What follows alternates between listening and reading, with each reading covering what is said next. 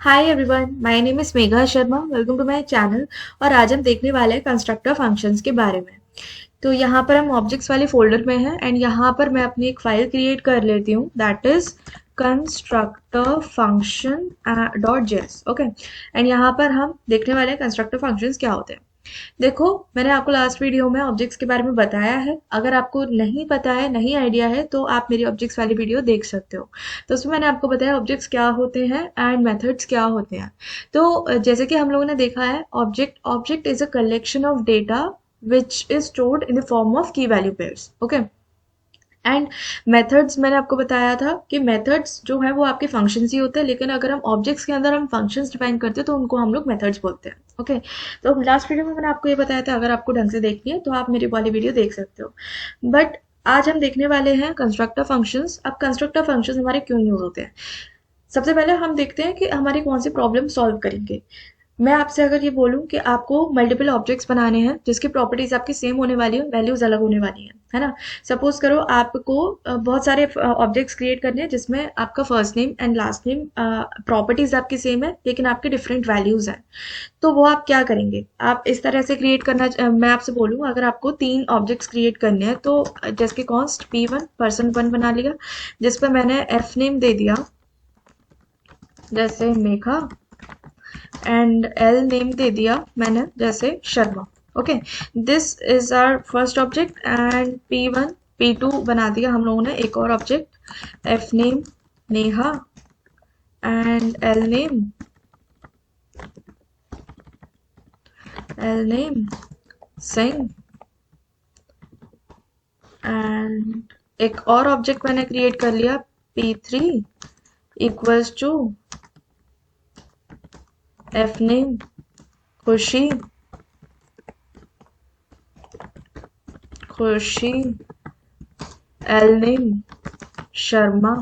ठीक है, तो यहाँ पर मैंने तीन ऑब्जेक्ट्स क्रिएट कर लिए जिन पे प्रॉपर्टीज का नेम जो है वो सेम है, प्रॉपर्टीज आपकी सेम है लेकिन आपकी वैल्यूज अलग अलग है। लेकिन यहाँ पर अभी मैंने देखो तीन ही ऑब्जेक्ट्स क्रिएट करे हैं, लेकिन अगर मैं आपसे बोलूँ आपको मोर देन 10 20 30 आपको ऑब्जेक्ट्स क्रिएट करने हैं तो आप ये थोड़ी करेंगे, है ना, इस तरह से थोड़ी बनाएंगे। अब सपोज करो यहाँ पर तो मैंने सिर्फ और सिर्फ दो ही प्रॉपर्टीज दी हैं, हो सकता है कि आपके 10 20 कितने भी प्रॉपर्टीज के नेम्स हो सकते हैं, भाई डिटेल्स है, मेटा डेटा है, तो हमारे वो कितना भी हो सकता है ना। तो उस केस में आप इस तरह से one by one objects create नहीं करना चाहेंगे क्योंकि ये एफिशिएंट अप्रोच नहीं है ना। तो यहाँ पर इस प्रॉब्लम को रिजॉल्व करने के लिए हम यूज करते हैं कंस्ट्रक्टर फंक्शंस। अब कंस्ट्रक्टर फंक्शंस क्या होते हैं, कंस्ट्रक्टर फंक्शंस आपके नॉर्मल फंक्शंस की तरह ही होते हैं, बस इसमें दो डिफरेंस होता है। डिफरेंस पहला ये है कि जब भी हम कंस्ट्रक्टर फंक्शन को क्रिएट करेंगे तो कंस्ट्रक्टर फंक्शन का जो नेम होगा वो आपका कैपिटल लेटर से स्टार्ट होगा। जैसे मैंने फंक्शन क्रिएट करना है तो मैंने फंक्शन कीवर्ड लिखा और मेरे को एक पर्सन क्रिएट करना है ना। तो मैंने यहाँ पर एक पर्सन नाम का एक फंक्शन क्रिएट कर दिया और यहाँ पर मैं अपना फंक्शन का जो भी बॉडी होगी, जो भी फंक्शन मेरे को लिखना होगा वो मैं लिखूंगी। ठीक है, तो मैंने पहले बताया कि आपको जो जब भी आप फंक्शन क्रिएट करेंगे, कंस्ट्रक्टर फंक्शन क्रिएट करेंगे तो उसका जो नेम होगा वो हमारा कैपिटल लेटर से स्टार्ट होगा। ठीक है, पहला काम हम लोगों ने कर लिया।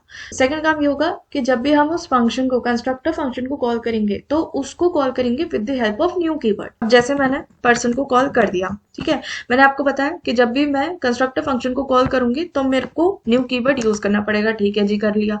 अब क्योंकि ये जो पर्सन फंक्शन होगा ये मेरा कुछ रिटर्न होके आएगा, तो उसको मैं स्टोर करना चाहती हूँ अपने एक ऑब्जेक्ट में। ओके, जैसे कि P1 मैंने एक ऑब्जेक्ट क्रिएट कर लिया और equals to new person. Okay, इस तरह से मैंने बना लिया है। अब मैंने आपको दो चीजें बता दी, हम कंस्ट्रक्टर फंक्शंस बना कैसे सकते हैं, इस तरह से, और हम उन्हें कॉल करेंगे इस तरह से।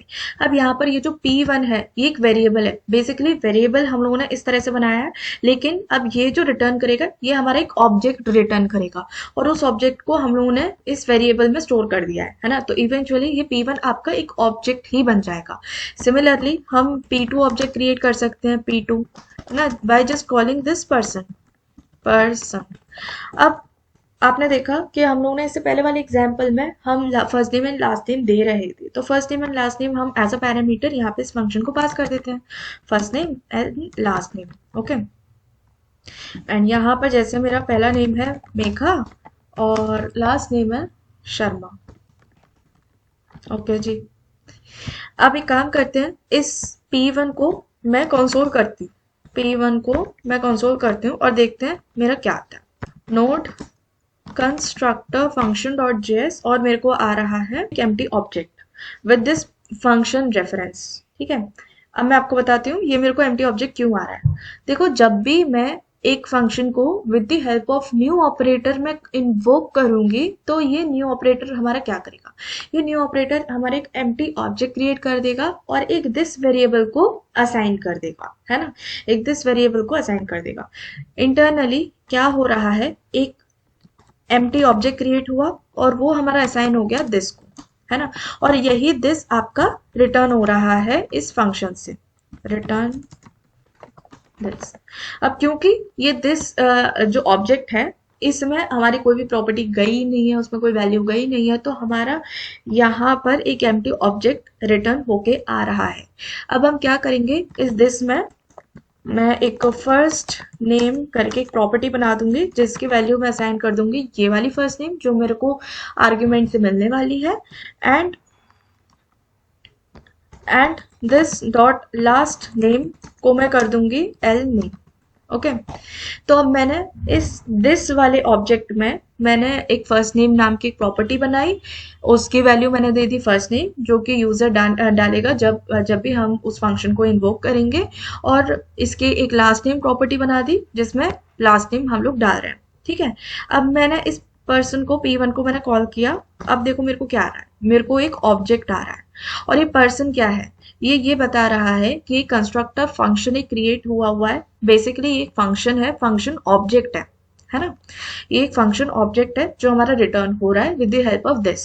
इसलिए हम इस न्यू कीवर्ड को यूज कर रहे हैं क्योंकि ये आपका एक ऑब्जेक्ट एम्प्टी ऑब्जेक्ट क्रिएट करता है और दिस वेरिएबल को असाइन कर देता है और उसी को हमारा रिटर्न कर देता है। ठीक है, and this is how we can set the properties name. And now with the help of this constructor functions we can create multiple objects with different values, है ना। हम यहाँ पे अभी देखो हम लोगों ने P1 बनाया, P2 बना सकते हैं, P3, मतलब हम नंबर ऑफ ऑब्जेक्ट्स बना सकते हैं just in one line. Okay, अब हम देखते हैं मेथड्स किस तरह से हम क्रिएट कर सकते हैं। अब क्योंकि मेथड्स क्या होता है, आपके ऑब्जेक्ट्स के अंदर जो फंक्शंस होते हैं वही आपके मेथड होते हैं, तो हम अब यहाँ पे किस तरह से क्रिएट कर सकते हैं ये देखते हैं। यहाँ पर जैसे मैंने दिस डॉट फुल नेम कर लिया इक्वल्स, और यहाँ पे इसको कैमल के इसमें कर लेते हैं, फुल नेम इक्वल फंक्शन, और यहाँ पर मैंने रिटर्न कर दिया है this dot first name and this dot last name। Okay, and यहाँ पर अब मैं P1 को P1 डॉट फुल नेम को कॉल कर देती हूँ, and don't forget to put these brackets. और अब मेरे को आ रहा है मेरा फुल नेम, क्यों, क्योंकि यहाँ पर मैं रिटर्न कर रही हूँ अपना फुल नेम। ठीक है, so this is how you can create methods. But इसमें है ना एक प्रॉब्लम है, प्रॉब्लम ये है अभी यहाँ पर मैंने एक ही ऑब्जेक्ट बनाया है, यहाँ पर अब मैं नीचे मल्टीपल ऑब्जेक्ट्स क्रिएट कर सकती हूँ, है ना, with the help of this constructor function, है ना। अब क्योंकि मैं मल्टीपल ऑब्जेक्ट क्रिएट कर सकती हूँ तो हर एक ऑब्जेक्ट के साथ ये जो फंक्शन है ये रिक्रिएट होगा, है ना, हर बार हर एक ऑब्जेक्ट के लिए ये फंक्शन अलग अलग क्रिएट होगा। अब क्योंकि हर एक ऑब्जेक्ट के लिए ये फंक्शन क्रिएट होगा तो ये आपका मेमोरी एफिशिएंट नहीं बन पाएगा। आप ये देखो कि यहाँ पर अब मैंने ये फंक्शन जो है, अभी मैंने ये सिंपली एक छोटा सा फंक्शन बनाया, सपोज करो ये फंक्शन काफी ज्यादा बड़ा है, it has a lot of statements, तो अब हर एक ऑब्जेक्ट के लिए ये फंक्शन, हर एक ऑब्जेक्ट के लिए अब ये फंक्शन बनेगा, तो क्या आपको ये लगता है, देखो मेमोरी एफिशिएंट तो है ही नहीं, बट ये आपका टाइम एफिशिएंट भी नहीं होगा, है ना, it will definitely slow down your application performance. ठीक है, ये आपके एप्लीकेशन के परफॉर्मेंस पे इम्पैक्ट डालेगा और ये आपकी एप्लीकेशन को स्लो डाउन कर देगा, तो इसी वजह से ये आपकी अच्छी ठीक अप्रोच नहीं होती है। So instead we can use prototype. अब प्रोटोटाइप के बारे में हम इसको डिटेल में पढ़ेंगे, पर प्रोटोटाइप से आप ये समझ लो कि prototype is itself an object एक ऑब्जेक्ट की देखो हम जो भी ऑब्जेक्ट बनाते हैं उसके एक हिडन प्रॉपर्टी होती है विच इज प्रोटोटाइप, और प्रोटोटाइप भी आपका एक ऑब्जेक्ट ही होता है जिसमें हमारी बहुत सारी प्रॉपर्टीज होती हैं। तो प्रोटोटाइप के बारे में मैं आपको आगे आने वाली वीडियो में बताऊंगी, एंड प्रोटोटाइप बहुत ज़्यादा इंपॉर्टेंट है। तो यहाँ पर दिस की जगह हम यूज कर सकते हैं प्रोटोटाइप, और प्रोटोटाइप को हम किस तरह से यूज करेंगे कि पर्सन का जो भी मेरा प्रोटोटाइप होगा डॉट फुल नेम, ठीक है। और अब मैं P1 डॉट फुल नेम करूंगी तो मेरे को मेरा आंसर आएगा, मेगा शर्मा मेरे मेरे को आएगा। बट अब यहाँ पर क्या हुआ है, हर एक ऑब्जेक्ट के साथ, यहाँ पर देखो मैंने ये कॉल नहीं किया है, एक काम करते हैं इसको डिफरेंट नेम के साथ मैं कॉल कर देती हूँ, और SINGH, ओके।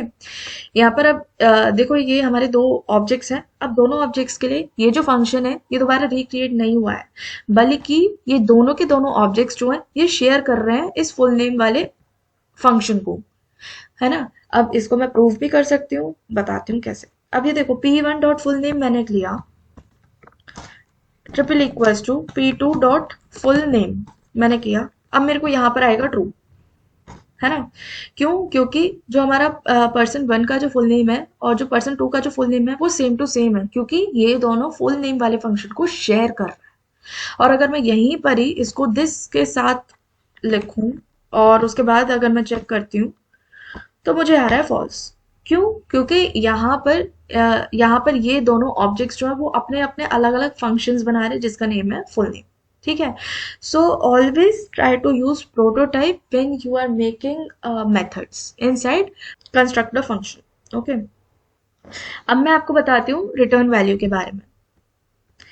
अब जैसे कि यहाँ पर आपने देखा कि अभी मैं कुछ भी रिटर्न नहीं कर रही हूँ तो वो इम्प्लिसिटली ये आपका दिस को रिटर्न कर रहा है। लेकिन अगर मैं वहीं पर ही रिटर्न करूँ अपना कुछ भी ऑब्जेक्ट में रिटर्न करूँ, सपोज करो मैंने एम्प्टी ऑब्जेक्ट ही रिटर्न किया, तो अब मैं जब भी मतलब कितने भी ऑब्जेक्ट बना लूँ, यहाँ पर अब मैं P1 को करूँगी कॉल, हाँ अब मैं कितने भी ऑब्जेक्ट्स बना लूँ मेरे को हमेशा रिटर्न होगा ये एम्प्टी ऑब्जेक्ट। इसको मैं रन करके देखती हूँ तो मेरे को एम्प्टी ऑब्जेक्ट आ रहा है ना। क्यों? क्योंकि यहाँ पे मैं एक्सप्लिसिटली रिटर्न कर रही हूँ। लेकिन इंस्टेड ऑफ ऑब्जेक्ट अगर मैं एक्सप्लिसिटली रिटर्न कोई वैल्यू को करती हूँ, जैसे मैंने स्ट्रिंग को किया डेव एल्गो, तो यहाँ पर ये चीज मेरी इग्नोर हो जाएगी, है ना। यहाँ पर मेरे को मेरा ऑब्जेक्ट आ रहा है जो मैंने बनाया पर्सन वन, ठीक है। तो अगर आप एक्सप्लिसिटली एक ऑब्जेक्ट की जगह किसी भी वैल्यू को रिटर्न करते हो तो वो इग्नोर हो जाता है, लेकिन आप एक्सप्लिसिटली किसी ऑब्जेक्ट को रिटर्न करते हो तो वो आपका ऑब्जेक्ट ही रिटर्न होके आता है। इस चीज को आप अपने दिमाग में रखना। अब मैं आपको बताती हूँ ये न्यू कीवर्ड अगर हम यूज नहीं करेंगे तो क्या होगा। 2 मिनट वीडियो को पॉज करो और सोचो अगर मैंने ये न्यू कीवर्ड यूज नहीं किया तो क्या होगा। बताती हूँ मैं आपको, अगर मैं ये न्यू कीवर्ड यूज नहीं करूंगी तो यहाँ पर ये जो पर्सन फंक्शन है ना ये एज एन ऑर्डिनरी फंक्शन की तरह एक्ट करेगा, ठीक है। अब ऑर्डिनरी फंक्शन यानी कि रेगुलर फंक्शन की तरह एक्ट करेगा। तो अब मैं इसको जब रन करके देखती हूँ तो मेरे को मेरा आ रहा है डेव एल्गो, जो मैंने एक वैल्यू अपने रिटर्न करी थी, ठीक है। एक काम करते हैं इसको हटा ही देते हैं, एंड अब देखते हैं मेरे को यहाँ पर आ रहा है अनडिफाइंड, ठीक है। तो अनडिफाइंड इसी वजह से आ रहा है क्योंकि यहाँ पर ये जो पर्सन फंक्शन है ये एज अ रेगुलर फंक्शन की तरह एक्ट कर रहा है, और ये जो रिटर्न कर रहा है उसको हम इस वेरिएबल में यानी कि P1 वेरिएबल में स्टोर कर रहे हैं। अब क्योंकि हम एक्सप्लिसिटली कुछ भी रिटर्न नहीं कर रहे हैं, मैंने आपको बताया है फंक्शन में अगर हम कुछ भी रिटर्न नहीं करते हैं तो वो आपका अनडिफाइंड रिटर्न करता है, अदरवाइज वो हमारी वैल्यू रिटर्न करता है, ठीक है। तो यहाँ पर हम देखो कुछ भी रिटर्न नहीं कर रहे हैं तो इसी वजह से ये हमें अनडिफाइंड आ रहा है, ठीक है। ये हमें अनडिफाइंड आ रहा है। अब यहाँ पर आपको ये चीज समझ में आ गई होगी कि अगर हम न्यू कीवर्ड यूज नहीं करेंगे तो हमारा ये रेगुलर फंक्शन की तरह ही एक्ट करेगा।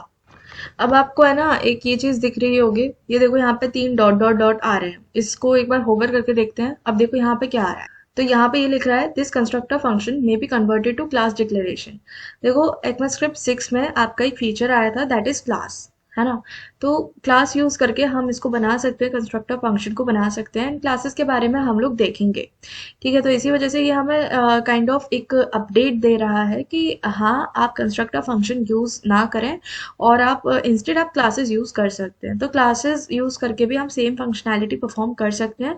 बट क्योंकि मेरे को आपको कंस्ट्रक्टर फंक्शंस के बारे में बताना था कि कंस्ट्रक्टर फंक्शंस कैसे क्या होते हैं और कैसे हम क्रिएट कर सकते हैं, एंड उसके बारे में मेरे को आपको बताना था, इसी इसी वजह से मैंने आपको कंस्ट्रक्टर फंक्शंस के बारे में बताया, और हम सेम चीज़ करके देखेंगे with the help of class.